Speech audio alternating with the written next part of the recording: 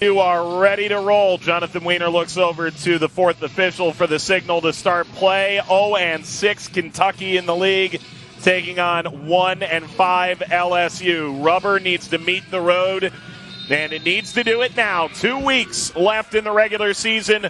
We're underway in Lexington. Mike Watts, Jill Lloyden, glad to have you aboard tonight. LSU in purple this evening. Kentucky all white. Ball stabbed ahead. That's a tough slide. And taken away by Olfer's daughter. Jill, you think about the LSU lineup. They make 3 changes from Alexander, Moffitt, and Dixon out. Garcia, Dobles, and Thompson in. It's going to be a bit of a different look. They're back to a 4-back this evening. What did you make of all the LSU changes? I think Thompson, Garcia, Dobles, they're injected into this starting lineup to add a little bit of pace at the first whistle, get Kentucky on their back foot, see if they can put a little defensive pressure on. Alexander out of the lineup, leading goal scorer, the most productive attacking player that they have. So it looks like a little bit more defensive-minded, especially from those front 3. Mills goes tumbling down. There's Sean Hudson in year number 2 at the helm for LSU. 11 wins in a row going back to the spring, a number 5 national ranking, highest in program history, and now 5 consecutive defeats. And when we spoke to her yesterday, Jill, you got the feeling she very much felt the brunt of expectation and the weight of what she called mediocrity of late. Trying to get this right. I think she's come in and done a fantastic job of squeezing out potential in all of these players. She's added some transfers this season. Last year they did it without transfers. They had Duara Suwale, really, who was the only player that was contributing into the starting lineup that was new. She changed the tactics, inspired a group, taught, and she's done it well. And this LSU team, they play a good brand of football. Their last 5 results, not what they want, but they are very dangerous in the attacking third. Shannon Cook navigates forward, knocked wide by Kuhn. And now Thompson. Kentucky takes it away.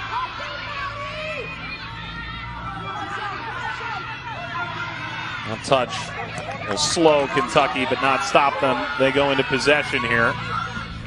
Conversely, for Ian Carey, Caroline Trout returns to the lineup.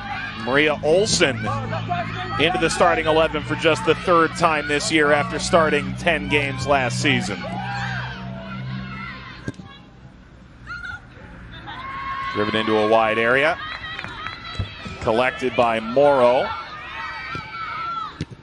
I like Olsen in the midfield for Kentucky. I think she's going to help control, dictate tempo, slow down the speed of LSU's middle 3 who are so fantastic on the ball. She's going to be able to break up play and just keep a little bit of sustained possession for this Kentucky team. I thought Olsen was fantastic last year, one of the best freshmen in the league, but Marissa Bosco has played so well. Let's change the tactics a little bit for Kentucky to get them both on the field at the same time. This will ricochet back. Grosso rolling backwards, and the referee stopping play after that got high and caught Athena Kuhn.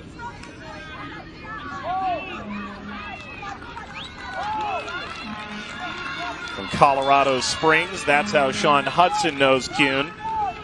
But well known in the league theoretically as well. Played for Stephanie Golan, the new coach at Mizzou, when she was still at Minnesota.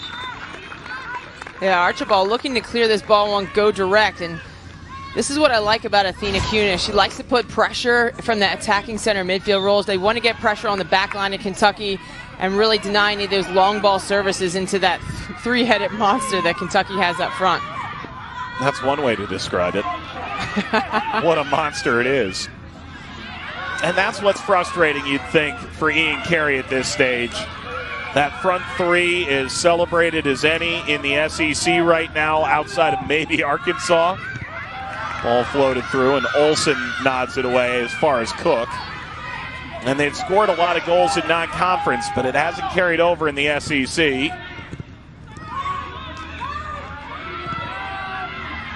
The front 3 of Kentucky have scored 21 of their 30 goals so far this season, and there are stints of of games that they've outplayed their opponent. I mean, they had the hit off the crossbar 2 times against South Carolina. Heather Hinz came up with 2 worldy saves that probably could contest for saves of the year. They're just a little bit unlucky at times. Mills drives, fires, appeal for a handball, and that arm was straight down. Referee instantly waves this on.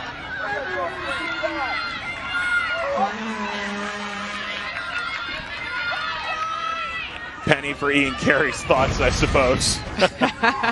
His assistant's surely calling for a handball here. It looks like Shannon Cook just jumped straight up, her hands not in an unnatural position there as it just careens off her shoulder. It doesn't take closed captioning to gauge Ian Carey's belief on that. This is what we should expect for the rest of the game. Every single person on this pitch should be fighting, clawing, scrapping, appealing for every advantage that they can get to potentially get on the score sheet tonight. Shannon Cook will take the free kick for LSU. Floats, chested down, struck on the volley. That's headed into the bleachers. Meet the keepers for Kentucky. Laura Nielsen picked up a knock against Georgia. Light sessions this week, but the Danish freshman able to contend for the starting job tonight. Big shoes to fill. I really enjoyed watching Brooke Littman last season, the transfer from Notre Dame. She kept this Kentucky team in matches all season long last year. But Nielsen comes in. She's good with her feet and likes to play out of the back. That's like a hallmark of Danish goalkeepers. I'm not going to say it just because you yourself are a former goalkeeper, but Kentucky has had such a difficult time keeping goalkeepers healthy, and Littman finally gave them a semblance of stability in that job. Absolutely. I mean, she came up with those big saves when the team needed it, and she did everything and more than they expected. Ball curled forward, turned away. Kuhn had that drop to her. This is a positive step to Wara Suwale. And now toward the end line. Lobbed across. Cook is way upfield. This is a throw for Kentucky. And you can see LSU being so brave in that attacking moment. That was Maddie Moreau who clipped that across the face as an outside back to the other outside back, Shannon Cook. So they're being brave in possession, sending numbers forward. They have 2 holding midfielders that can provide a little bit more stability to their structure and allow their attacking players to do their work in the final third.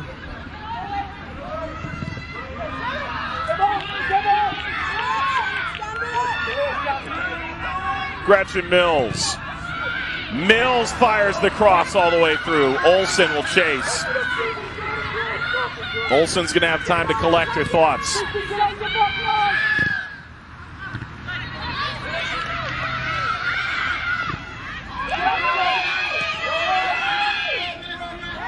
Grosso. Slaloming through.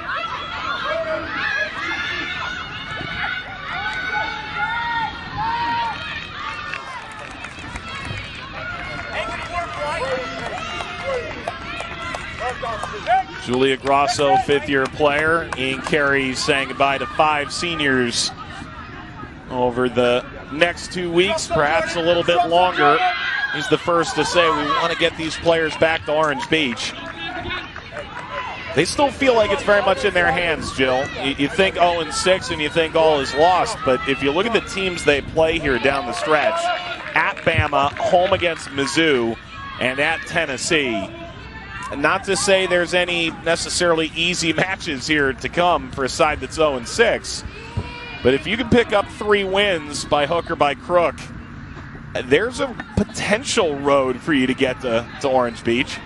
Yeah, they're lucky that they're playing some of those teams in that 7-14 range where they feel like they can compete with. And Coach Ian Carey said, look, we can compete with anyone in the SEC. It's just a matter of can we have that belief and be a little bit more clinical in the final third and make sure that we don't lose our focus in the defensive third, because one mistake, any SEC team can punish you.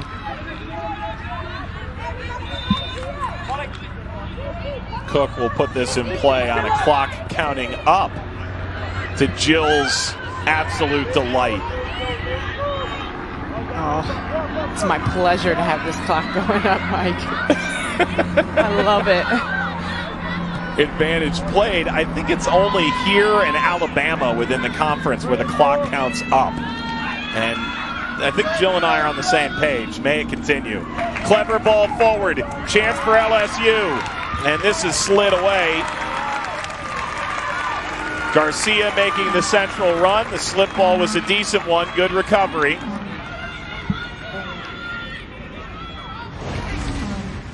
Kuhn does a good job of picking this up in between the lines, committing the defenders and looking for that little slip ball into Garcia. And when Garcia gets the ball inside the 18 and she shoots, she is so proficient. 1 goal for every 4 shots that she creates. If there's a problem, however, it was a hat trick against Sam Houston and a pair against top 25 Arizona State. Nothing yet in conference for Garcia. Would love to snap that tonight. Corner to come for Kiara Ritchie-Williams. Ribbon ball top of the 18. Broke down from Gordon. And the run out is on for Kentucky. Richardson can stride like a track star. Bosco. Gordon.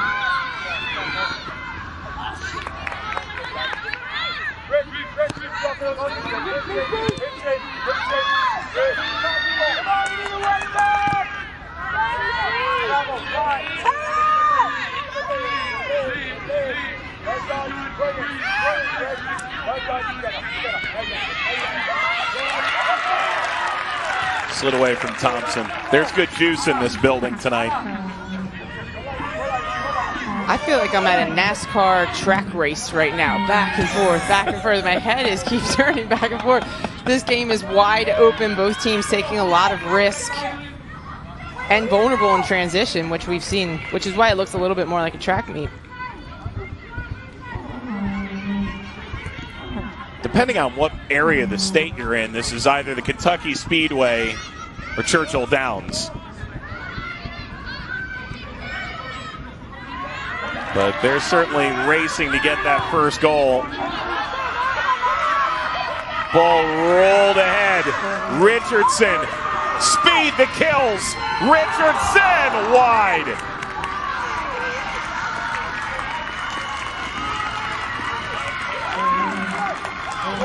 And Kentucky doing a fantastic job in this counterattack moment. Richardson making the run on inside of Maya Gordon. Jennings not able to get her body in front of Richardson there, but a good job by Molly Swift to close down and put pressure on Richardson, and Richardson just drags this wide with her left foot.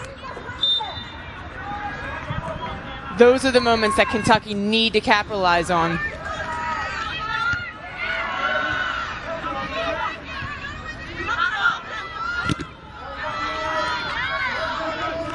Caromed off of Olsen, late call, there's the handball.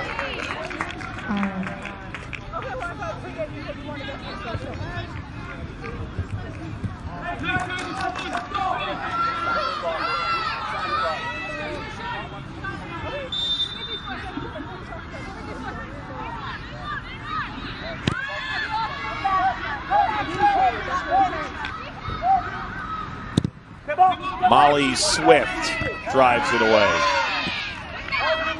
Did well against Auburn. It wasn't enough, however. 6 saves and a loss. Arias, the winner for the Auburn Tigers, who maintain their top 25 ranking.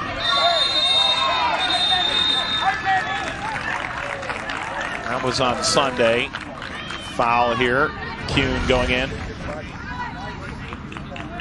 Kuhn all over the field tonight, out wide in the middle, putting some back pressure there on Kentucky. Just a little clip, but that's a defensive pressure that she brings to this midfield.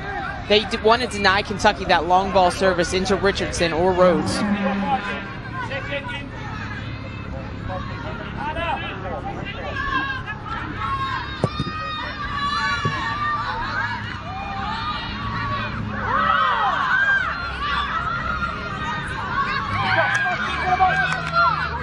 Contained in midfield by Olfersdotter. Olsen back. Getting close to a quarter hour in here, Jill. At this stage, you said throw the tactics out the window and who's going to fight and claw more. You're still a tactical genius over here, so what have you seen so far? LSU go back to that four-back. Kentucky spoke so much about how they wanted to press. Have you seen either side execute the game plans we expected greater than the other? Well, right now I think there's space for LSU. This is a possession-oriented team, a team that has a lot of players that are able to keep the ball and be composed and move the ball through the thirds. Yes, there's times to go direct, but Kentucky want to keep you in front of them. And so their back line is dropping really deep, and there's space to play behind the midfield and in front of the defensive line. LSU just have to find it. Cook trying to get a bit direct there, to your point. Olsen. Mills.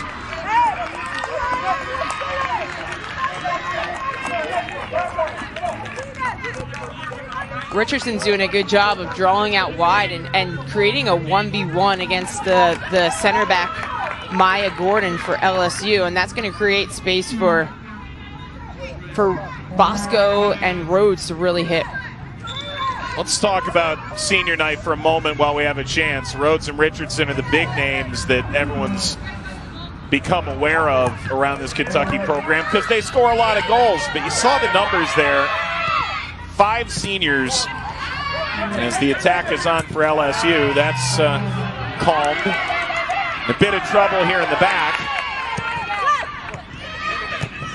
You and I spoke with Ian Carey a couple days ago, and the way I described it to him, he said he probably couldn't describe it much better himself. It's impossible to build a program on quicksand, and that was the case when he took this program over. He spoke about the idea of culture first, making that right, and going from there. And he gave the 5 seniors who were honored tonight a lot of credit for not taking the easy road out and trying to leave a legacy of getting this program in a place better than they arrived.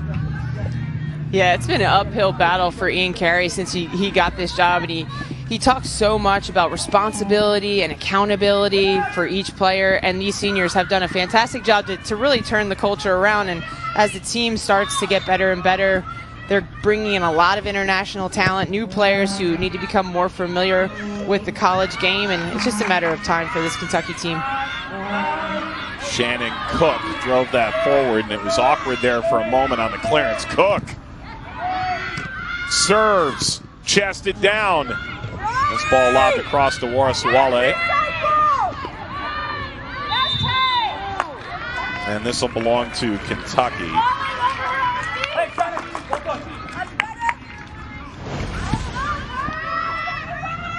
It's a ball served in from the half space. Garcia knocks it down. Warasuwale goes for the shot, just skids off the outside of her foot.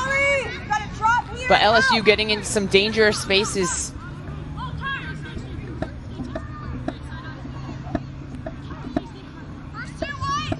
Jill, when you watch LSU, what's the biggest difference between the 8 games they won and the 5 where they haven't? Because at this stage, it's one of the most perplexing situations in college soccer, from unranked to 5th in the country, 3 road wins against top 25s, to falling out entirely, and the offense is really scuffled. How do they get this back on track?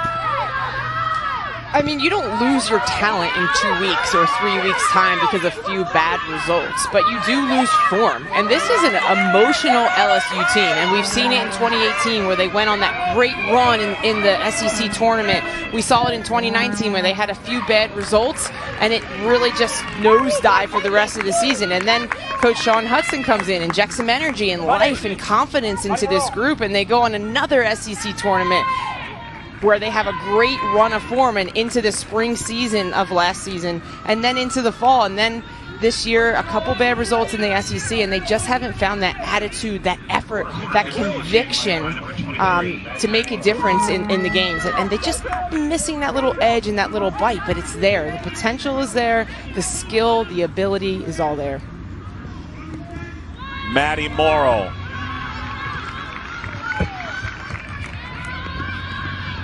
Saw the numbers staggering on their face. And yet, to your point, we'll see Tanae Alexander come off the bench, and LSU has a wide swath of talented players. It's just been a free fall of late. They're hoping to pull out of it here tonight, grab a second conference win, put themselves back at the red line going into the weekend, and a one-game week in the SEC for all 14 teams. That's Richardson chasing.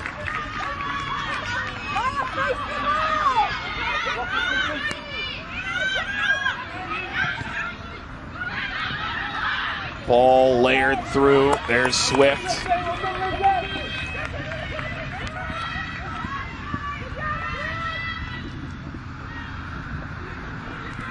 Swift, junior from Nebraska. You mentioned they didn't make a lot of changes among field players. Suwale, most notable last year in terms of transfers, but Molly Swift came in from Colorado at Colorado Springs, where she played for Sean Hudson, and also stabilized that position quite nicely. 4 shutouts, 7-6-3 record. I think her X factor is her ability to possess out of the back. She solves pressure well.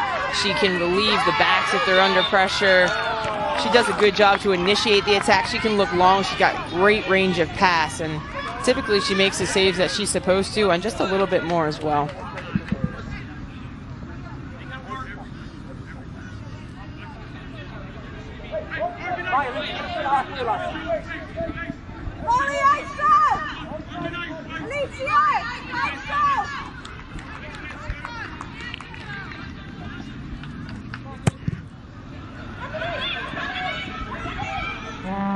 Thompson.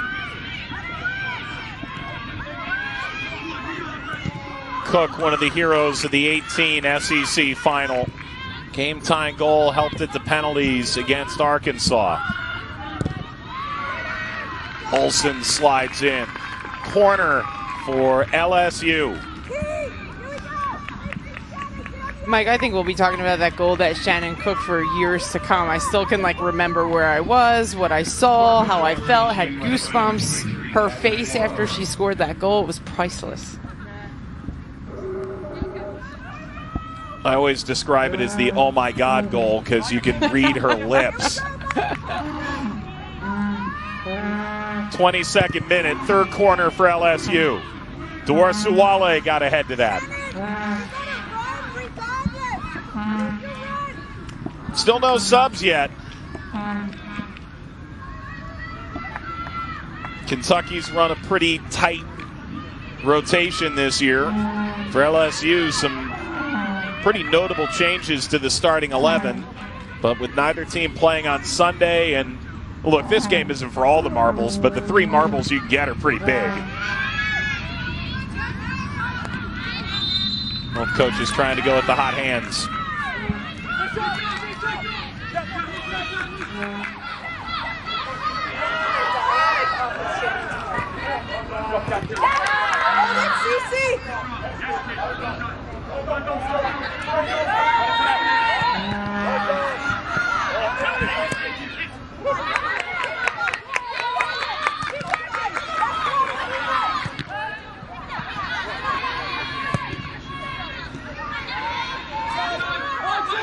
Room to turn, finally take a semblance of possession, but Olsen stomps that out. Rolled back by Taylor Dobles.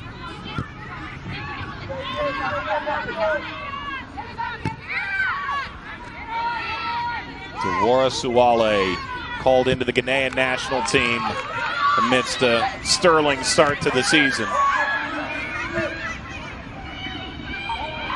The turn, Garcia.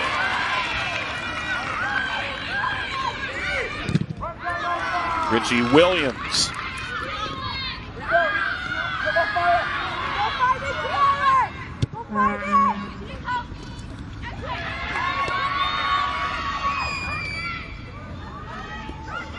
Good pump of the brakes. Caught here by Nielsen. Better from LSU. Kentucky, handful of blocks. They paid a price. LSU doing a really good job of getting those outside backs a little bit higher and invert it as well into the midfield, really asking questions of Kentucky's midfield.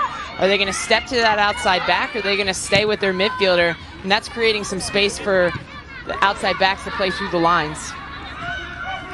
Well, you just saw Alexander and Noel standing on the sideline, Jill. And I don't know, I didn't play this game, but I can pretty well assure you players are probably a bit terrified at those two coming on. Oh, absolutely. The LSU front line has put some pressure on Kentucky's back line and tires them out a little bit. Now we're ready for two game changers with explosive speed, great on the dribble. Can threaten you in a multitude of ways. This is Kentucky trying to press a little bit. Gretchen Mills out of the midfield has a little bit of space, but nothing challenging Swift there. Thompson keeps the attack moving. And this drive is wide from Athena Kuhn. Changes coming for LSU. Tanea Alexander this year, 7 goals, 3 assists, coming off a 9-goal junior season. Ramey Noel, critical in wide areas, will simply run you ragged.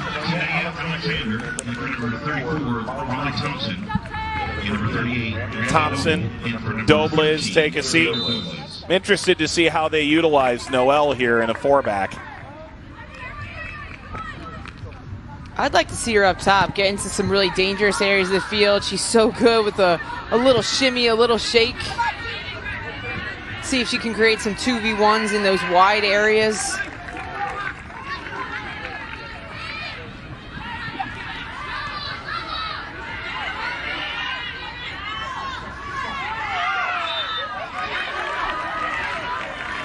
A Kentucky free kick.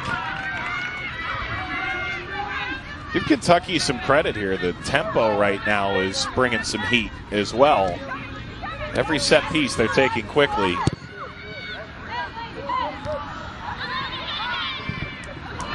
There's Noel stepping over the ball. I mean, we're used to seeing Ramey Noel as a wingback and a 3-back, which gives her the freedom to just run and run and run. I'm excited, though. Left back with Maddie Moreau in front of her. Wow, those two of them can just maraud the sideline. They've got great connection. And 2 Energizer buddies can go end line to end line for the entire match.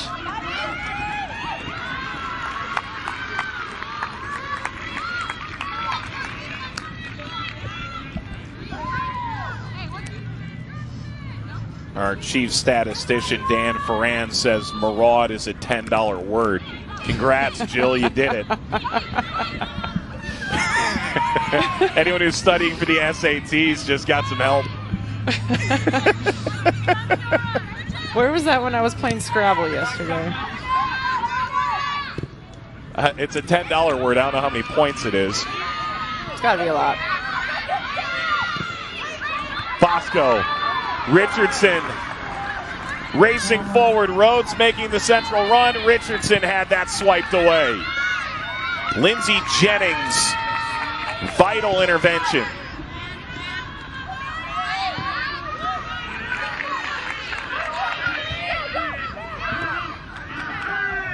Here's the trap for both of these teams, that LSU and Kentucky know they have a lot of exciting attacking players, and those attacking players want to take the team and put them on their back. But when those players try to do too much, it just doesn't come off, and it leads to a little bit more frustration and allows teams to hang around for a little bit longer. And I think that's what both of these teams are feeling right now. And it makes it worse, doesn't it? Once the pressure starts to arrive, okay, now we're not scoring. And then that it builds, doesn't it? Absolutely. It just becomes so frustrating. Like, I keep trying to do everything and nothing is working right now. I'm just going to do it all myself, and that's just never the answer. Morrow marauding forward.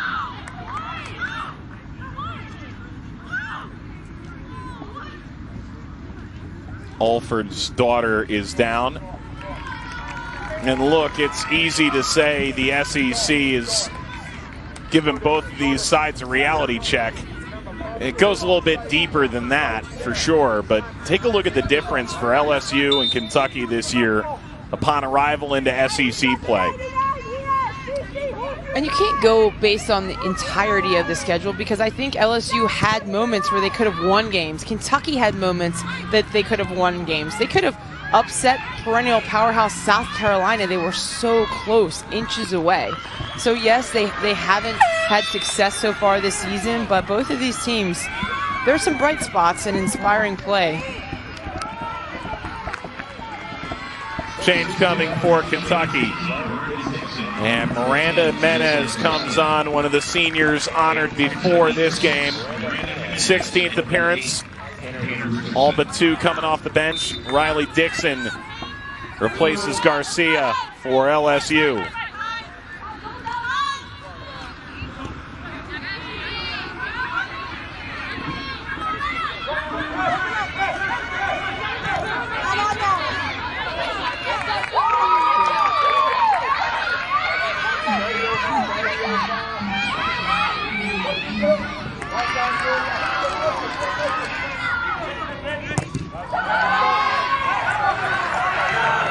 Cook claiming a throw, not meant to be.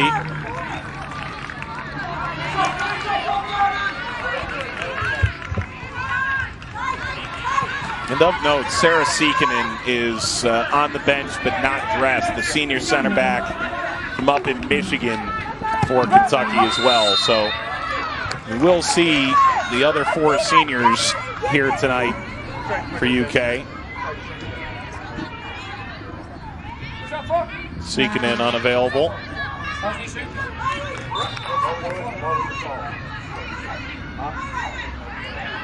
31st minute, scoreless. This is not an elimination game, but when you listen to both coaches, they're well aware they fail to get anything from tonight. It's going to get that much harder in the final three games of the regular season to be in the top 10 for Orange Beach. That drive ricochets out of play off of Rimco. A lot of credit to Kentucky right now. They're doing a fantastic job of getting numbers behind the ball, being compact, and they're trying to get pressure on anyone that potentially could shoot from distance. They've made it really difficult to play through for LSU. Fourth LSU corner, first since Alexander came onto the field.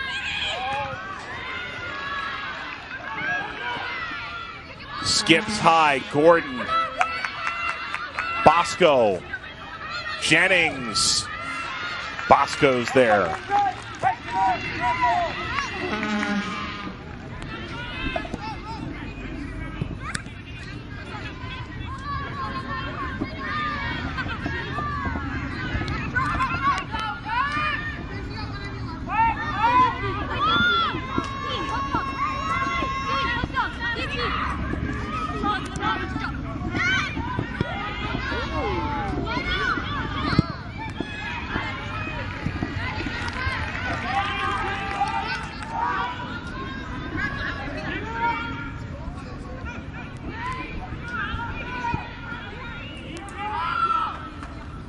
Noel. Waited for the return.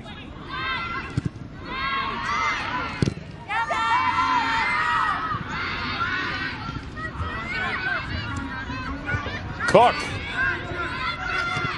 Centers. What a wheeling, spinning effort that was. Didn't come off, and now lobbed ahead. Grabbed off the bounce by Nielsen. And that's a great picture right there, Mike, of what you were saying about Kentucky trying to play quick. Those are the moments that the counterattack is on. We see the outside backs of LSU both into the attack. They're holding midfielder into the attack. They've only got two players back. Those are the moments I think they can look to counter a little bit quicker.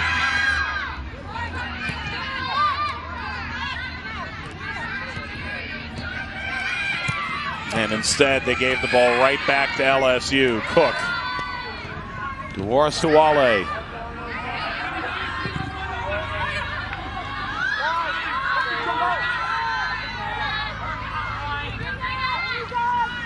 Gordon over to Lindsey Jennings, the senior from Texas who transferred in from Northern Colorado.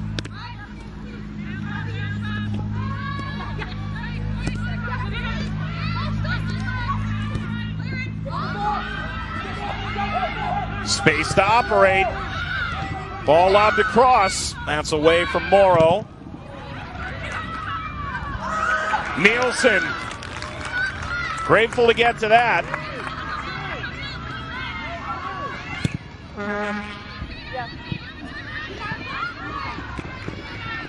Jill, the players that are getting into the attack right now for LSU are not the common ones. Taking a lot of chances right now, but Dixon looked to play that one across, and a little bobble there from Nielsen. She gets up and throws it away, and that's exactly what I would do in that position. Just get rid of it, forget about it, move on to the next play. Little nervy moment, though. Cappy comes in for Morrow.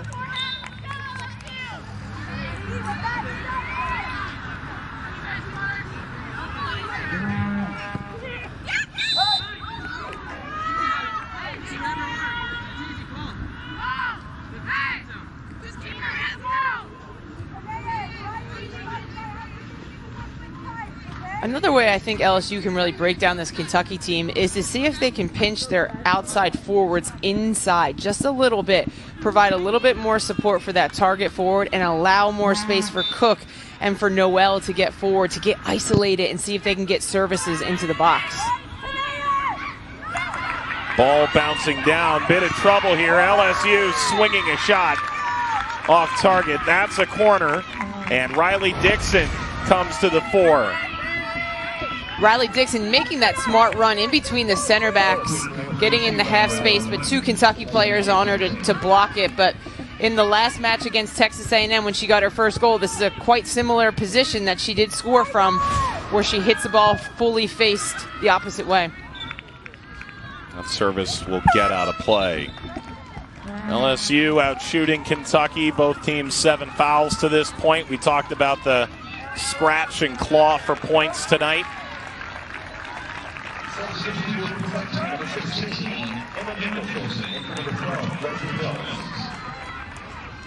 Emma Nicholson replaces Mills for Kentucky. Nicholson coming off just her third start. No Lily Huber for a second consecutive game for Kentucky. The holding midfielder has become a pretty big piece of how they move the ball side to side. Well, there's the midfield pinched in a little bit. Noel trying to get up, just as Jill had noted a moment ago. But where is Tanea Alexander? Why has she not received the ball yet? She's been in for 10 minutes and has yet to really get the ball in the attacking third at her feet, where she's so special. Felt like earlier in the year when LSU was playing at their best, she just circulated where she saw fit and was able to turn in space, and teams have made that more difficult, and teams have told us that was their aim. Absolutely. I mean, some teams have just gone to great lengths to even man mark her and deny her any entry passes in, and she's the type of player that likes to play between lines, between players, get the ball face up, look forward, and attack space with speed.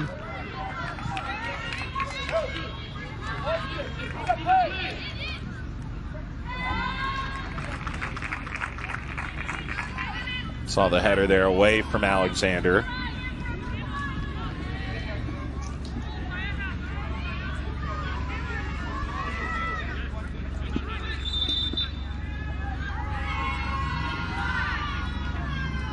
There's Alexander. Time at Chelsea, Reading, 5 years at Arsenal. Won the FA Youth Cup. Alexander ran out of real estate. Felt like a wall of white shirts. Noel crossing, attempt to backheel that further. Didn't come off. Floated over the 18. Ball bounces down and back to Nielsen.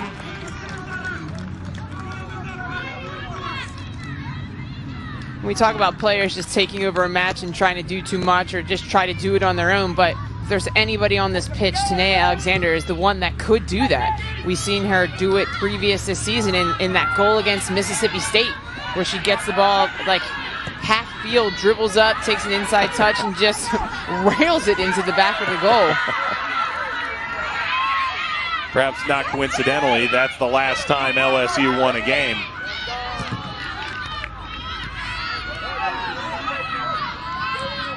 And Mississippi State that day was down half their starters, a third of their roster due to COVID issues as well. And that was one wet match for both teams.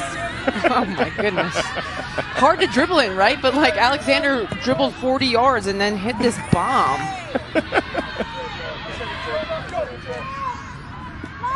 I'm glad you're reminding everyone else. Sadly, you don't have to remind me.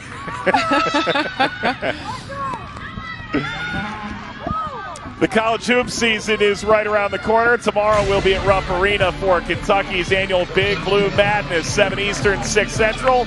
Wildcats' first open practice of the season for the men's and women's basketball teams.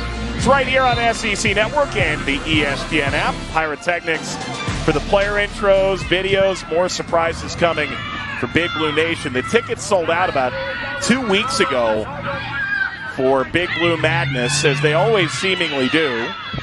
Handful of changes here, and LSU pushes into the final third. That's taken back by the Cats. Coach Cal's been seeing a handful of games here over the years. This gets lofted out of play. But it's Kyra Elzy who's got the team to watch right now in Kentucky. 18-9 record last year, lost in the second round. The NCAA tournament to Iowa, which had a phenomenal team for sure, but All-American Ryan Howard's back.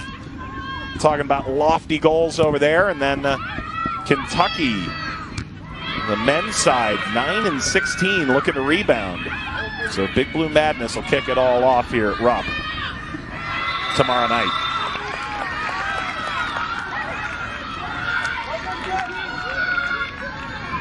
Anna Young came in for Kentucky at the last stop. Megan Johnson for LSU. We're into those final first five kind of minutes here, Jill, and both these teams put in such effort in the first half. You don't want to see it dissipate because of a late goal, lapse of concentration. Or do you? I want to see something special. I want to see some goals from either of these teams.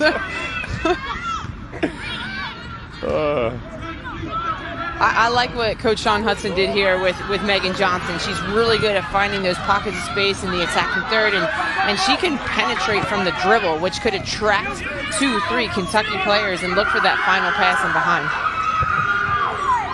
Alexander, and again blocked. A lot of work put in by this backline Archbold this time. Oh, some special footwork there from Alexander. She's so good off the dribble. But Archibald doing a good job of stepping across her body to block that shot from Alexander. How about that disparity? 6 LSU corners. Second taken by Alexander. Ball across. Bouncing, maybe a chance to get a shot away. Jennings. Olsen clears. LSU averages 6 corners a game over the course of the year. They've got 6 in this first half. Nothing to show for it yet.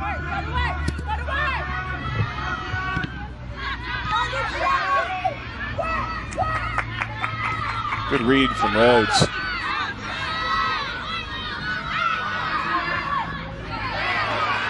There's the turn. Nicholson to open things up. Whoa, Rhodes. Clever touch around Cook. Runs are coming, but Jimenez was offside. Jill, how do you get Rhodes, Richardson in this game more as we go forward, as you see the offside that Rhodes ultimately helped to create a decent look at?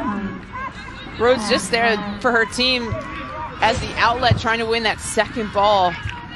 But she's got to play in between the lines or hold up. She's really good at finding that space on the shoulder of defenders. LSU taking a lot of risks. And I know she wants to defend, but she's got to stay high to be that release valve.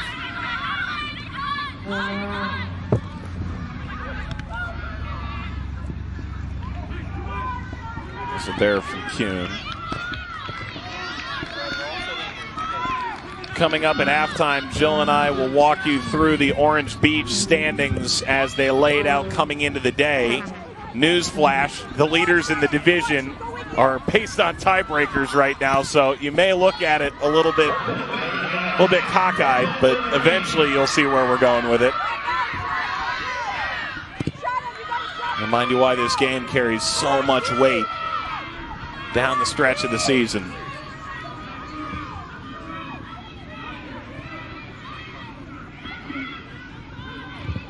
Cook.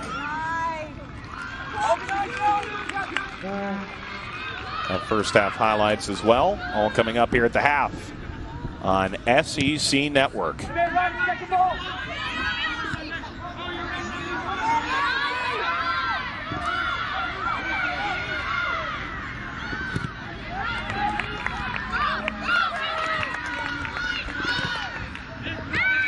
"15 seconds. 9, 8, 7, 6, 5, 4, 3, 2. Headed to halftime. Scoreless, Jill. LSU will be expecting more from that first half. They had a lot of possession. They gained a lot of territory, but they lacked any real penetration into the defensive box of Kentucky. I think they need to be a little bit more proactive in the attack in the second half. Find some more solutions to this Kentucky time that's just sitting a little deeper. LSU's head coach is Sean Hudson in her second season at the helm. Joins us here from the touchline at halftime. Sean, you just touch and let's put it over the top. Let's test them. You know, like you've seen it so many times. One ball over the top creates so many problems. So hopefully we can get one in the second half. Thank you, Ian. Appreciate the time. Ian Carey joining us here at halftime, and we are underway in the second half. The sun is set, and we're under the lights on Thursday night on SEC Network. LSU 1-5 in the conference. Kentucky 0-6. And, you know, Jill, what stood out to me, as this will roll all the way back to Swift, in speaking with Ian Carey during the week after their 2-1 loss at Georgia, they got the start they wanted. Rhodes scored in the 5th minute, and then Molly Belial did Belial things and grabbed a pair within the 10, 15 minutes that followed. But he told us it was a long ride home on Sunday from Athens to Lexington. A lot of reflection done by the team, and he really was hoping that they'd come find the fire that could let them grab all 3 points. Jonathan Weiner looks in. Play continues after the slide in on Alexander. And we saw it in the first half. Absolutely. I think they walked into that Georgia game with their mouths watering, a 3 front versus a 3 back, and they came out really energetic. And I think that's something that Coach Ian Carey always brings. I mean, just in that interview there, he sounded like he had a Red Bull, so excited and on fire and passionate, getting this team revved up to fight and battle. Alexander unleashes. There's a handball before that. Has there ever been a time we've spoken to Ian Carey where he doesn't brighten your day? He's a good guy. I feel like someone you'd want to play for and that you want to fight for, and I think that's why he values that senior class so much, because they've done just that. Attack is on here for Kentucky. He said, "I'll be grateful for the rest of my life to those seniors who believed in what we talked about when they initially came in," and he was named the head coach after time as an assistant and trying to get the culture rebuilt. And the numbers haven't really borne out yet that he's got this thing turned around. But in year 5, arguably more talent, Jill, than we've seen from Kentucky. We've had coaches tell us this is the most talented Kentucky team.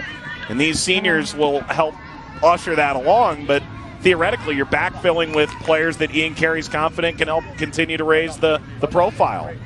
Absolutely. The team just continues to improve stylistically. Maybe not results-wise, but certainly stylistically. They're creating a lot more goal-scoring opportunities against really good teams, and that's just gaining more notoriety and visibility from higher-profile players who are going to come from international and step into the college game. And sometimes it just takes a little bit more time to become a seasoned college player in the U.S. for those internationals. Driven into the bleachers here at the Bell.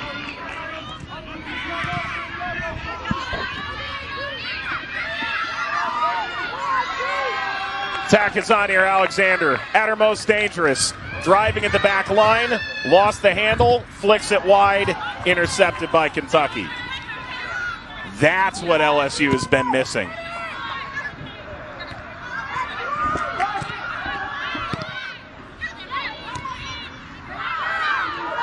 This will bounce over to Noel. Jill, we got to speak with Sean Hudson going into the locker room, and she spoke a bit about the tactical adjustments, 2 front versus 3 front, switching to a diamond. What have you made of the adjustments LSU has put on the field since we started this game? I like what she said about the opposite movements. One forward needs to hit the line and one needs to play in front. I think there's a lot of space to play through the lines of Kentucky. Dixon, who was a good spark, whittled that wide. First shot is blocked. Now LSU attacks. Good slide.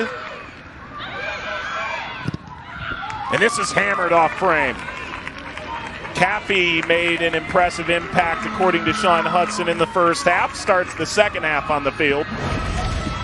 LSU has come out in this front foot on the second half, and a goal just feels really ominous. It feels ominous for LSU to get one. They're committing so many numbers forward. They're playing through the lines, causing Kentucky to come out of their shape a little bit and try to exploit the space they leave.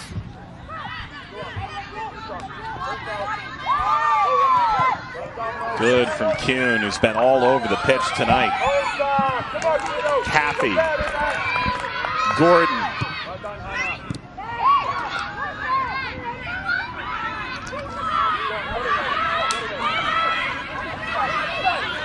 Bosco.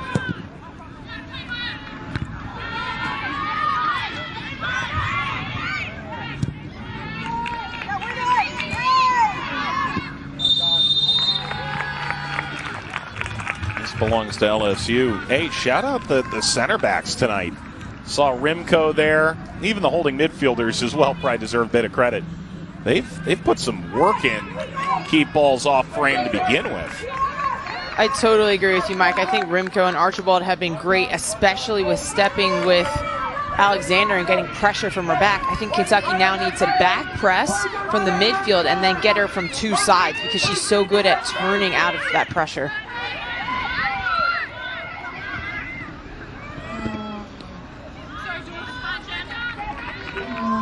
Kentucky hasn't had a shot since the 25th minute, so it's the defense keeping the minute for now.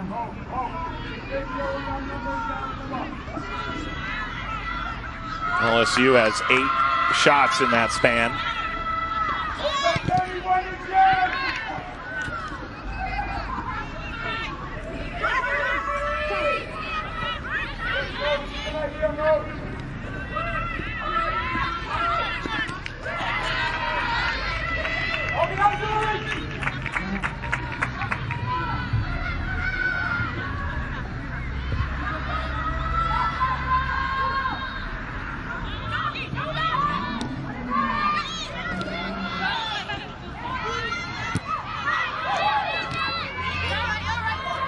Gorgeous pass taken away by the Wildcats.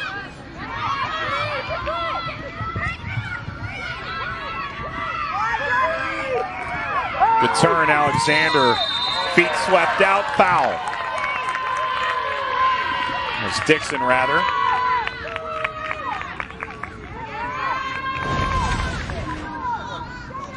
LSU doing a good job of holding the ball up, and Dixon and Alexander so good at holding that ball up and turning. Just Archibald just getting her foot clipping Dixon there.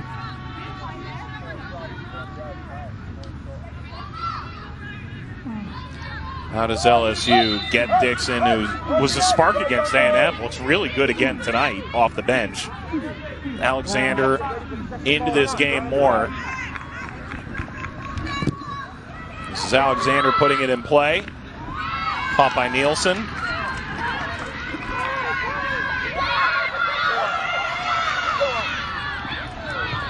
I actually think that LSU is doing a good job of finding Alexander in this half, as well as Dixon, and they're doing a fantastic job of holding the ball up back to goal, allowing LSU to get forward and get more numbers surrounding the ball as they progress it up the field.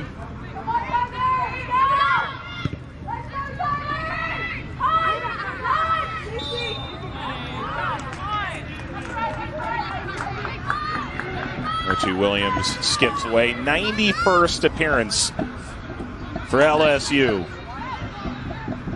Second team All-SEC all the way back in 2017. Father Colin introduced her to the beautiful game, played at Arsenal, and has been such a critical component for LSU. And speaking with Sean Hudson, said no one deserves that honor more, as this will skid out of play, an LSU goal kick to come.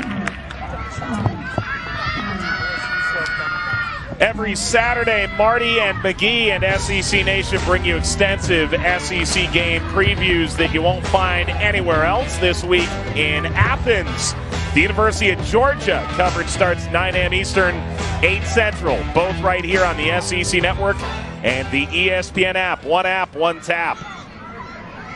I'm going to just say it now. Lexington is going to have all-time record ratings for that Georgia-Kentucky game on Saturday afternoon. Good from Richardson. Chopping back, driving it just a hair high.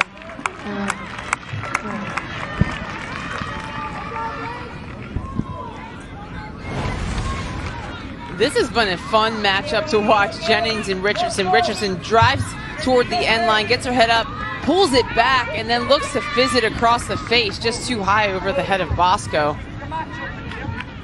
Great footwork here and composure to pull it back across Jennings. Like to see her be a little bit more selfish in that circumstance and challenge Swift. So many numbers through the box, you never know, it could take a deflection, or it's so close it would be really difficult for Swift to keep that ball clean. First shot in 29 and a half minutes. Now it's LSU trying to get back the other way. Kuhn. Kentucky's playing with energy right now. Winless in the conference so far. They've dropped below 500 for the first time all year. They're looking for the win that could spark a run toward Orange Beach, where last year they had one of the all-time great SEC tournament games. 6-5. They lost in overtime to the Florida Gators. And a foul. Shall we say another foul from Riley Dixon.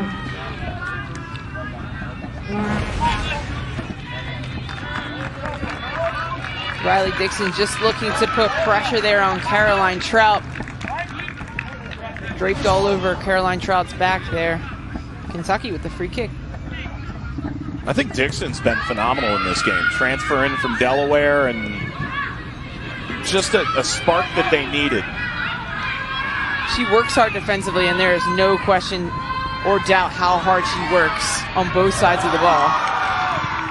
And she provides a little something different for this LSU front line. She can hold the ball up, and she's a good finisher inside the box. I've had the pleasure of watching her play in the CAA when she was at Delaware. Oh, brilliant little ball tucked ahead. Bosco lifted over Swift. Finally, Kentucky strikes at frame, and Swift able to punch that over the top. Bosco, little clever movement here in between the center back and outside back. She sees space over Swift into the back post, and she just goes for a little clever little clip. But Swift there to make the save. It's a fantastic save to keep LSU tied. And from the Swift save, Kentucky's first corner of the night. They average just under 5 a game. Ball cracked across. First ball is away. Struck back across and off frame. And you can hear the oohs and ahs of the crowd here in Lexington. They finally have something to get up on their feet for.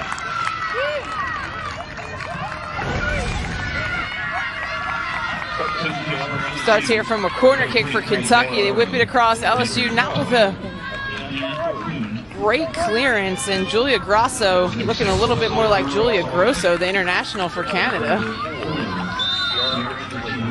Morrow on for Kuhn. Dewara Suwale returns. Richie Williams takes a seat.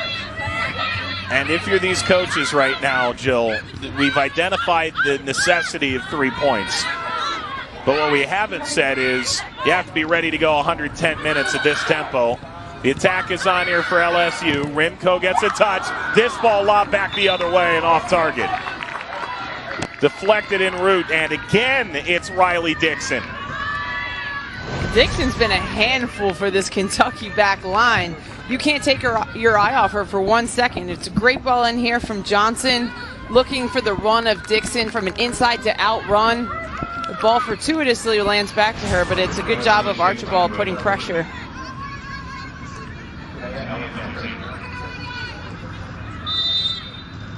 Alexander to take the 7th LSU corner of the night. Gordon.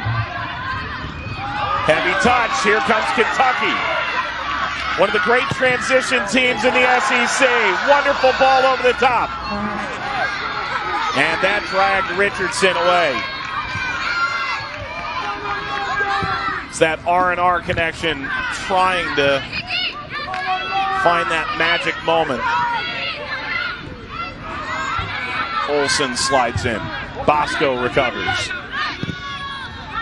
The problem with that, Mike, is that we know they're looking for the R&R connection, and so does LSU. They're doing a good job of dropping and trying to keep play in front of them because they don't want Rose or Richards in behind.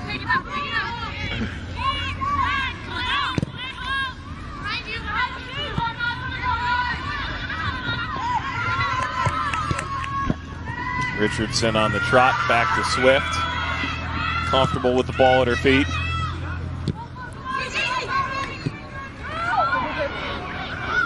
Ball laid forward, keeper's off her line, driven away by Nielsen.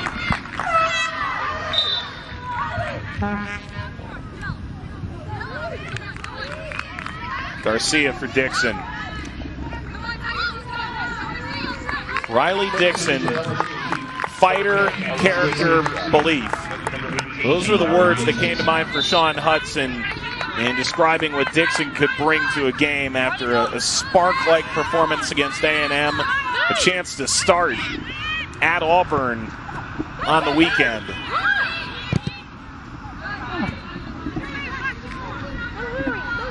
And that's going to add a little different complexion for LSU. Garcia coming in for Dixon. Garcia, really special dribbler, really aggressive with her first touch. She sees space really well. She's going to be able to get the ball and run at the back line of Kentucky. That's going to cause problems for them.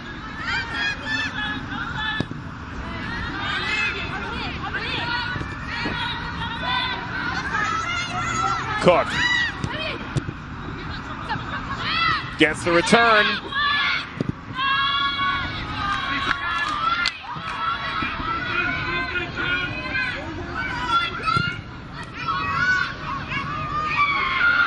This skips all the way through. Chance now. What a save, Nielsen. Threw her hand out and deflects it aside. Incredible. Jill's on her feet. Let's go. Goalkeeper's making a difference, and it's Swift here who finds the head of Garcia. A little flick for Johnson running in behind, and Nielsen does a fantastic job to close, get set, make herself big. Great reaction there. Johnson won goal this year. That would have been a massive one if it had gone. And if you're LSU, you feel snake bit. If you're Kentucky, you go, well, that's why you recruit a goalkeeper to come all the way from Denmark.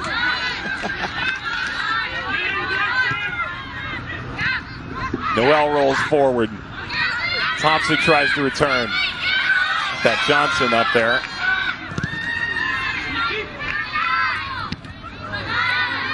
Noel.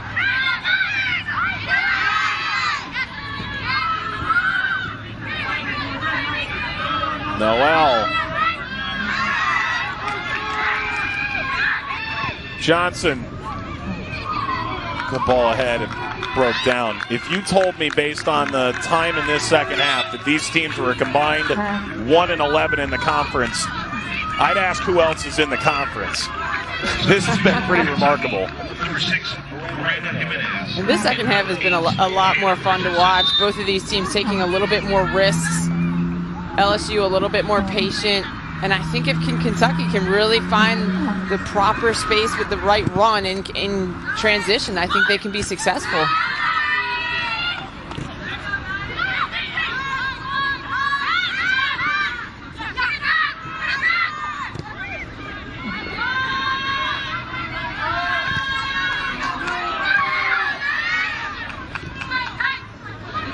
Throwing back Trout. Taken away. Alexander can go from here. That deflected, so Nielsen will dive over and collect. Jimenez came on for Richardson a moment ago. Kentucky has gone just 3 deep off the bench. Young, Jimenez, Nicholson. For LSU, it's a little bit deeper. They've gone with 5 substitutes.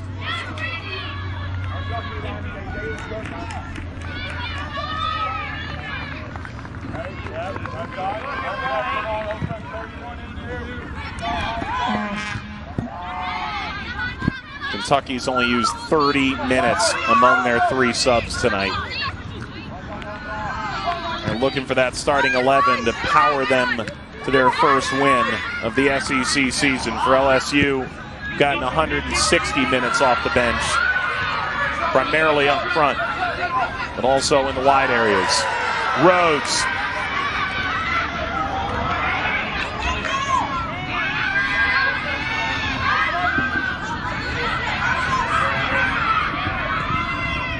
Olsen.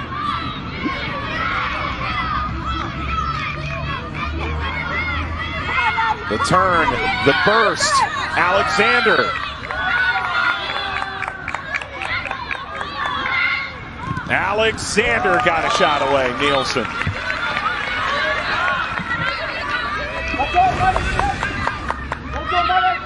And this is where Tanae Alexander is just so special. She attracts 4 Kentucky players, but she takes herself into a poor angle. And one thing that she doesn't excel in is her power from her shot. She's more finesse. She likes to bend it. She can look to play in the back post, but it's a good look there from Alexander. Rolled right up to Swift.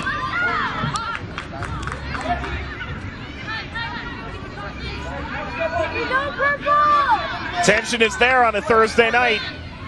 Only game in the SEC this evening. We know the coaches have their group texts. They're surely on fire right now. Everybody's watching to see who really stays alive in the hunt to go to Orange Beach. LSU could draw level at the playoff line. Kentucky trying to pull themselves up by their bootstraps. Bounces out of play. 4 games tomorrow night, all on SEC Network Plus, a pair more on Sunday. Meanwhile, on Saturday, college football tripleheader here on the SEC Network and the ESPN app. Number 21 A&M, fresh off that win against number 1 Alabama in College Station. They go to Columbia, kick things off against Mizzou, noon Eastern, 11 a.m. Central. Then South Carolina hosting Vandy. Both teams looking for their first conference dub. At 7:30 Eastern, 6:30 Central, Matt Corral leading number 13 Ole Miss against the 4-2 Vols of Tennessee in our SEC Saturday night matchup. One substitution during that stoppage. Athena Kuhn returns, replaces Megan Johnson, who's been strong off the bench tonight for the Tigers. 8th LSU corner in the 68th minute. One fist to punch that away, Nielsen. There's not a lot of support here. It's Bosco against the world.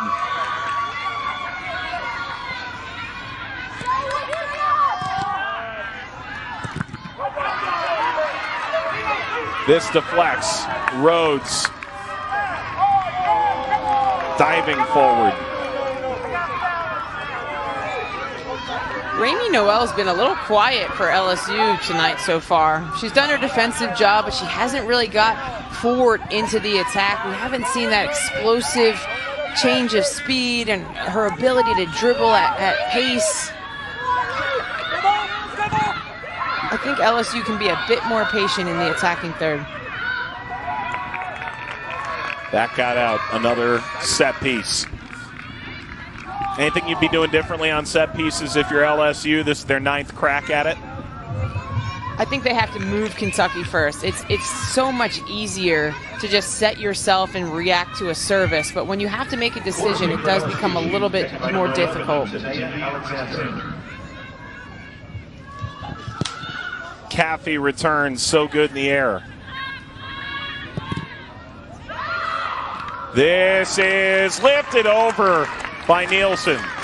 That hung in the air for an eternity.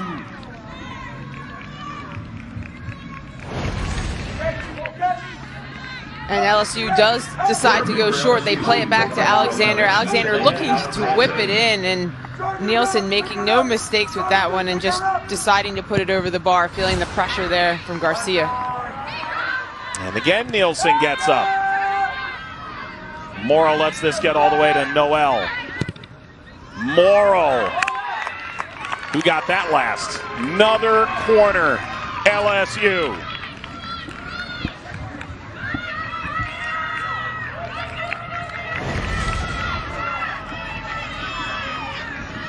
Little touch here from Remy Noel to set up Maddie Moreau from distance. I don't see the touch. It'll be Alexander again.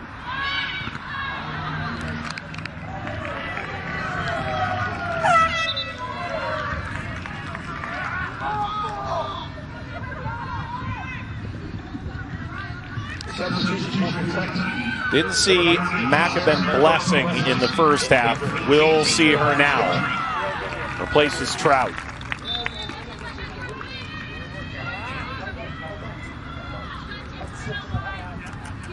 Told a little bit of a knock, a concern coming into this game. The freshman coming off the bench for the first time all year.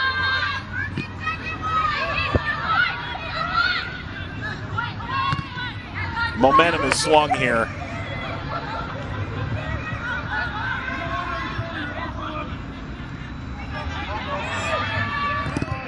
Morrow.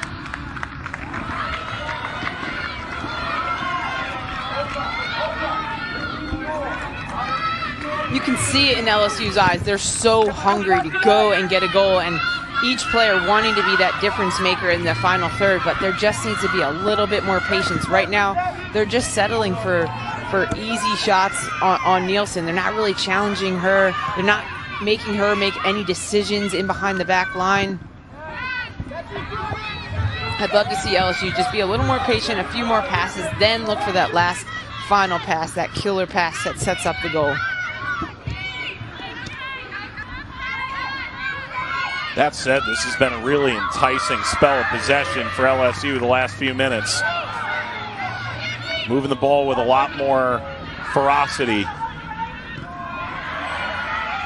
Morrow.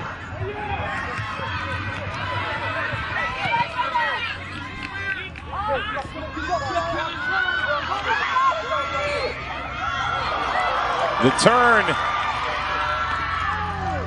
Bosco, that got slid away.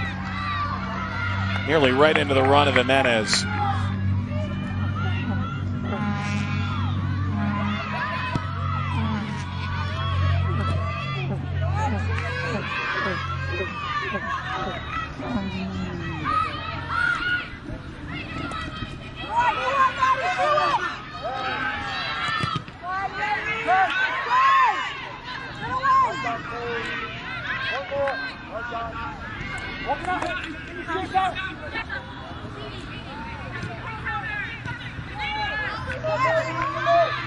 Leveled off for Kuhn.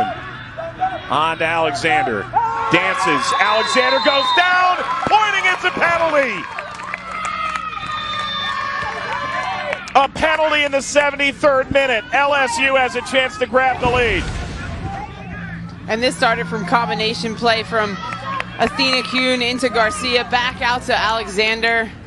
And it's Macabin Blessing who commits the PK, and this is a lifeline here for LSU. And something that I've never seen. Molly Swift making her way all the way up to take this penalty. Okay, here we go.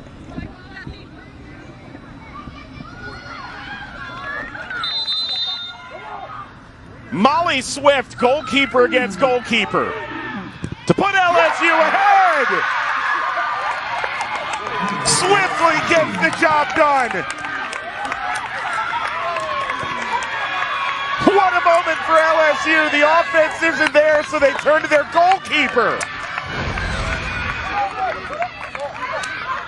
Never seen this in all of my time. In the run of play, in the middle of a game, Molly Swift comes up, gets Nielsen going the wrong way. Little bit of disguise there, opens her shoulder and puts it, goes for power to her left. It's a fantastic penalty. The team was 1 for 3 taking penalties. You see who's jumping highest? It was the backup goalkeeper. Jade Odom. I can't remember the last time I've seen a goalkeeper score a goal in the SEC. I don't think I've ever seen it. I genuinely, I don't know. I remember last year, Sarah Fuller had that great assist, and was it Orcus who had a couple assists for Ole Miss? And we've seen goalkeepers take PKs in shootouts, but never in a game. Wow. Slide in, Noel. It's plowed into the ground. And, well, Kentucky, they're going to need one of their forwards to score, because I don't think it's going to be Nielsen. Number 8, Hannah Richardson. Coming in for number 9, Marissa Bosco. Richardson on for Bosco.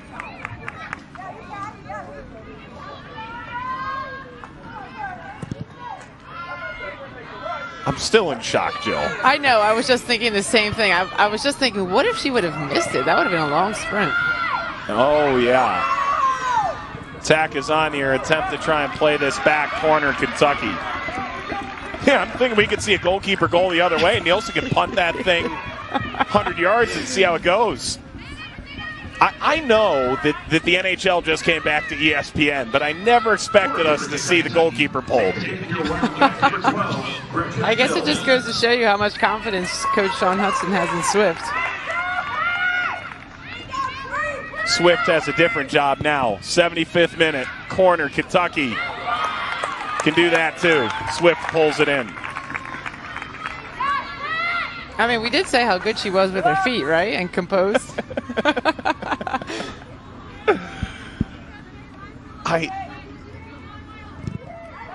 We're gonna go home at the end of this. Well, we're gonna be home at the end of this, Jill, and we're still gonna be, I think, slack-jawed by what we just saw. I've never heard you speechless before, Mike.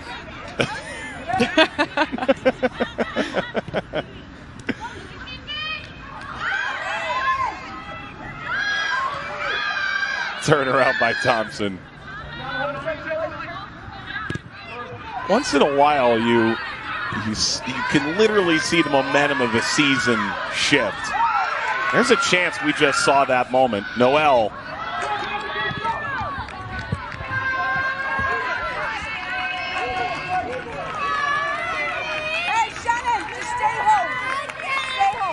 Well, you can hear Sean Hudson there yelling Shannon, as in Shannon Cook, stay home at outside back.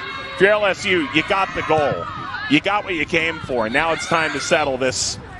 1-0 is not going to be a disappointing result for LSU. At the end of the day, it didn't matter who was on the score sheet. It just mattered if who won this game, got 3 points going home at the end of the day. LSU are going to do a good job of utilizing their possession-oriented ability to just kill off this game, get in that expansive shape, get options around the ball.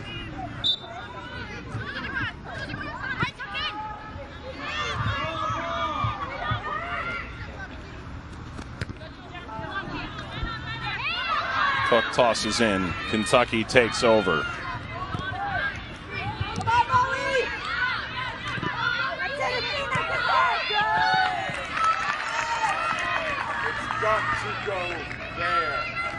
Not here.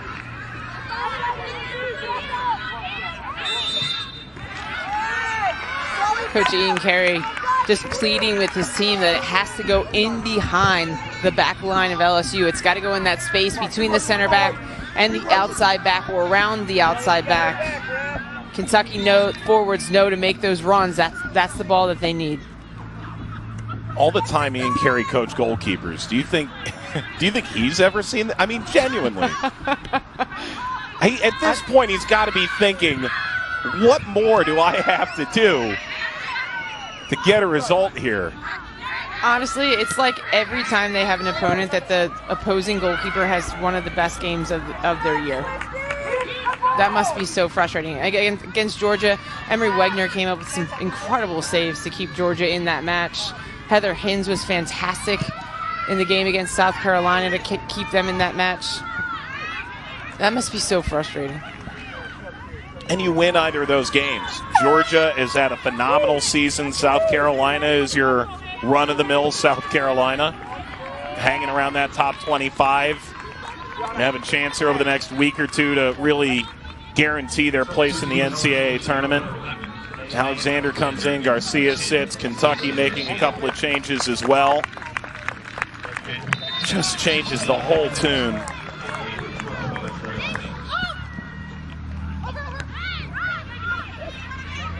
These coaches described a lot of introspection during their losing skids. Alexander, everyone's on skates off the base of the post. That could have been the dagger.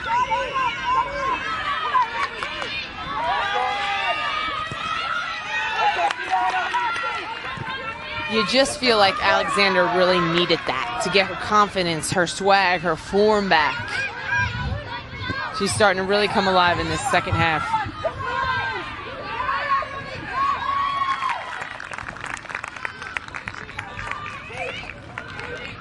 How's this for swag?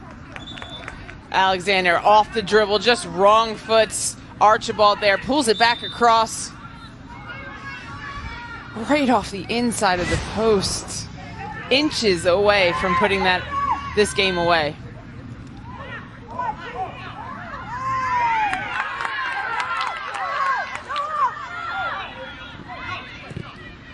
Good from Olfer's daughter to navigate through all those purple shirts. Oh, here we go. Tech is on here for Kentucky. Play comes back. A tug on Nicholson. Kentucky free kick, 80th minute. Ooh, that's a fancy little footwork there from Nicholson. And when we spoke to Coach Ian Carey yesterday, he said we need her to create more scoring opportunities. We need her to create more chances. She needs to get the ball, run it back line, switch the point of attack. Olsen delivers.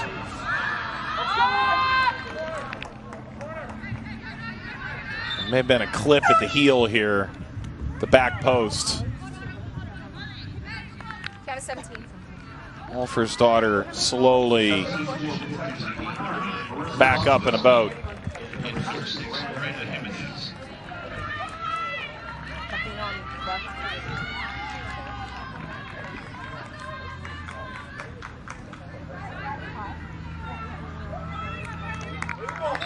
Bosco back in, Jimenez to the bench. Is there a senior night moment in this for one of these Wildcats? Bosco, Mills, Grosso on the field now. Jimenez just came off. All four playing a starring role this year. You see Sarah Seekkinen's number over there as well, painted into the hill. This was an LSU side ranked 5th in the country 3 weeks ago. A loss to Ole Miss. A little bit of doubt crept in after falling in Oxford. It snowballed into 5 straight losses. Their NCAA tournament resume is now in disarray. A win here at Kentucky could have them spring back to form in the nick of time.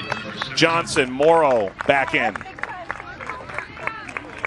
And this would provide a lot of confidence as they go into their next match against South Carolina, who boasts such a defensive-minded team who don't really give up goals. They're really stingy defensively. So this could provide a little bit more confidence, conviction for this LSU team going forward.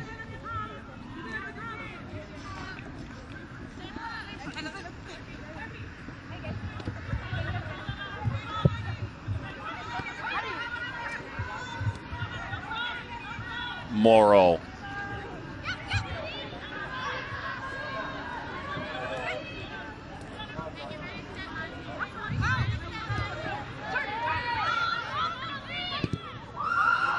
Curling effort. Splays over the crossbar.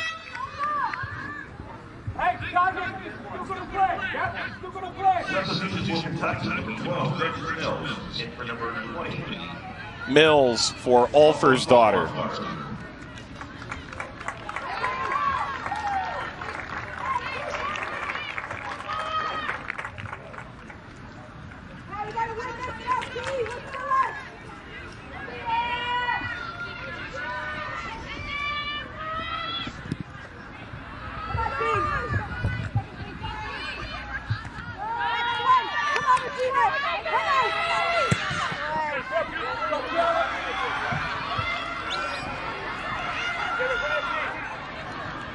Taking over, Richardson.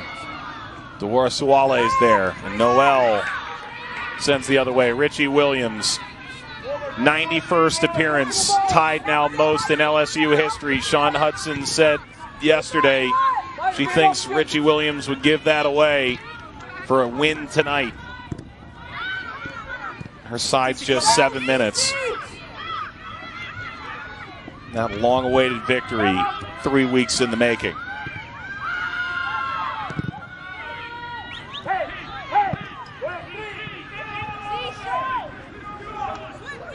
Switch on!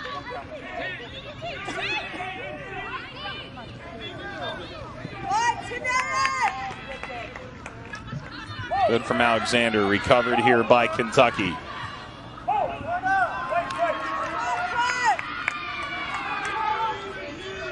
Wouldn't be for Bosco. Still gonna keep playing, okay? Keep talking. Hey! Maddie! Raimi! When we have it, push, open up. A little bit higher when we have the ball. Push a little bit higher and wider. And be there back, high and wide when we have it. Bell Soccer Complex in Lexington. LSU with the lead, a goalkeeper goal, a penalty, no less. Tigers trying to grab their second SEC win and apply pressure at the red line with Orange Beach looming. The conference tournament only takes the top 10. Ball settled by Grosso. Good, compact LSU defense converging. Intercepted by Kuhn.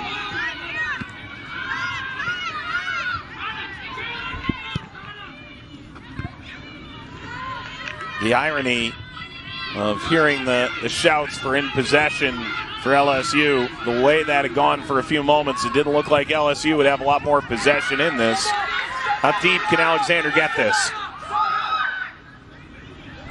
She can have a go. Alexander! Nielsen, the denial. Still more now, Johnson. And again, LSU lets Kentucky off the hook.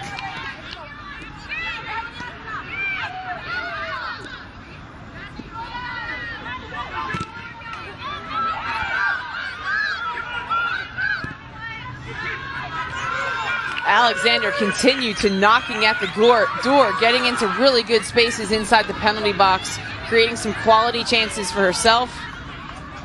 She drew the penalty as well through her ability to get the ball and penetrate in the box.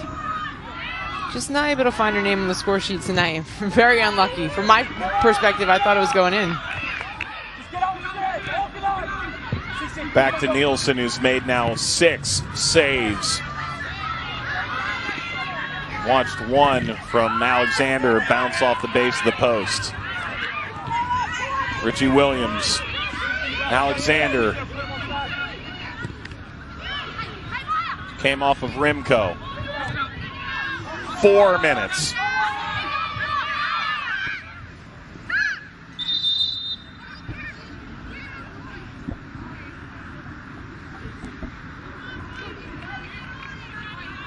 Dewarsuale is down. LSU played that ball out, so the referee stops the clock here.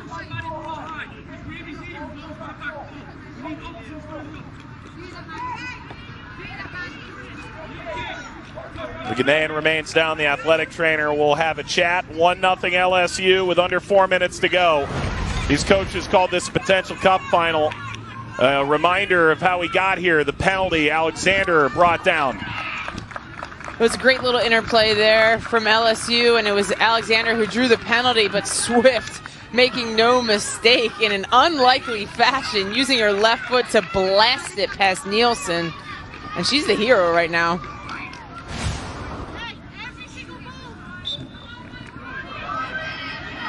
Swift and LSU trying to grab all 3 points, pull up to the red line.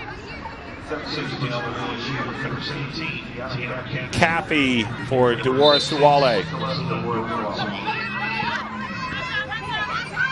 Jill, you're just intimating to me, when's the last time you saw a goalkeeper goal? It was Portland, right? Oh, Michelle Betos with that header in stoppage time for Portland in a big-time match that had playoff implications. And I'm pretty sure I have a T-shirt with the silhouette Michelle and her head and the balls going in the goal. Is that the new logo? Oh, yeah. Yeah, we're changing it. And now she plays for Racing Louisville, so it must be a Kentucky thing. Yeah. Richie Williams able to pull this outside. There's the service for Kuhn. Sits up for Caffey. Bounces up to Nielsen. In a week where Lexington was just announced to get professional soccer in 2023, a new USL League One franchise coming to town with a boys and a girls academy. A team that over the last few days, a lot of introspection, trying to figure out how they can find a win here tonight against the down on their luck LSU side with a record indicative of a great start and a painful run of recent results. Ian Carey's side that was so good in non-conference, looking for something here late. A free kick coming for Olsen.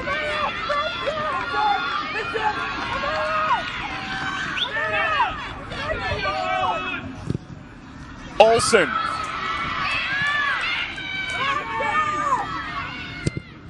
The reserve. Caught by Swift.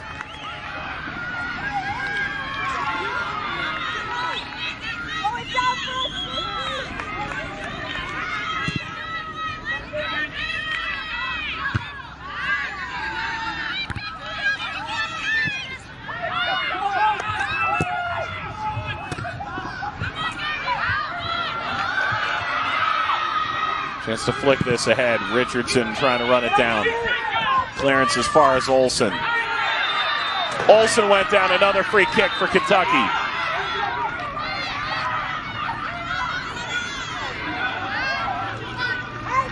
A yellow card for that. Cook had been shown a yellow a moment ago as well.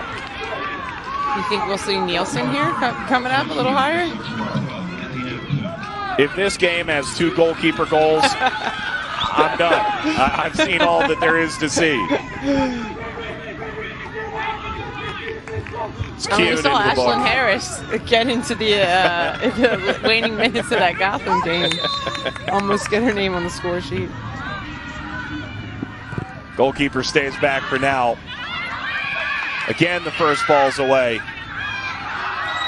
Another free kick for Kentucky. And finally, this is in range.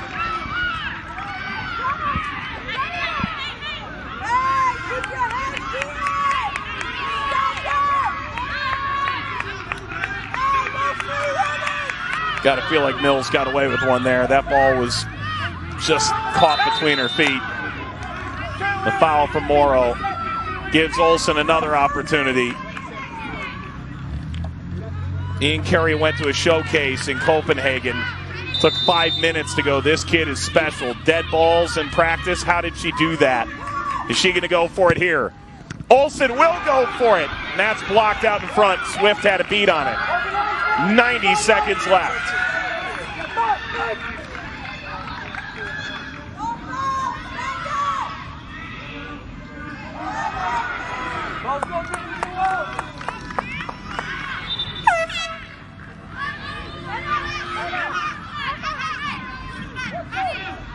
Substitution for Kentucky, number 10, Emily Rowe, number 16, Emma Nicholson. Road comes in. Danish freshman with a couple goals. Has not seen the field yet. 1 minute to go.